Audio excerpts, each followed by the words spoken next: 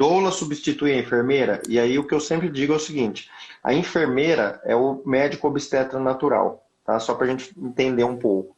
A doula é como se fosse o médico anestesista natural, ou seja, a doula faz a parte de alívio não farmacológico de dor através de apoio físico e emocional, desde o pré-natal, parto, pós-parto, e a enfermeira faz a avaliação obstétrica se está evoluindo as coisas.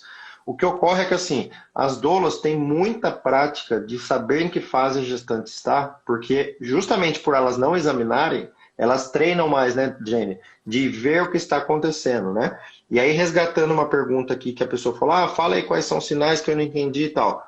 A Jenny falou da fase ativa. Então, só para vocês saberem, tem um jeito legal de saber, que é o seguinte, olha para minha mão aqui, tem 5 dedos, tá?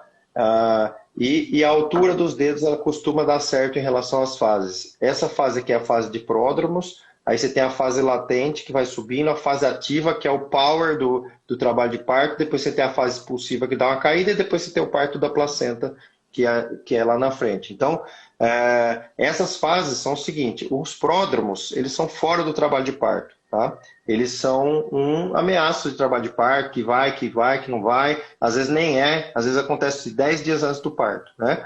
Porém, a hora que começou a engatilhar as contrações rítmicas, a gente já começa a falar de parto. Quando elas estão com dor moderada, mais ou menos 7 em 7 minutos, a gente vai chamar de fase latente, que é a hora que o colo do útero, que é assim, ele está fazendo isto aqui, ele está achatando ou afinando, né? E aí vai mais ou menos até 5 ou 6 centímetros de dilatação na fase latente. Aí vem a fase ativa, que é o pico do parto, que daí são contrações de 3 em 3 minutos, como a Jenny falou, fortes, com 1 minuto de duração, 3 minutos de intervalo. E aí isso faz com que o colo do útero vá de 5, 6 centímetros até 10 centímetros. E aí começa a fase expulsiva, que é a hora que a cabeça do bebê começa a descer, e aí dá vontade de fazer força, e normalmente as contrações continuam de 3 em 3 minutos. E aí o bebê nasce, e depois vem o parto da placenta, que costuma ter contrações de 15 em 15 minutos mais ou menos, já bem mais fracas do que as contrações do parto, né? Tem um jeito matemático de saber isso, que é o que eu falei, e tem um jeito mais fácil de todos, que é, pródromos será que eu estou em trabalho de parto? Põe a mão aqui, vê se está dura a minha barriga.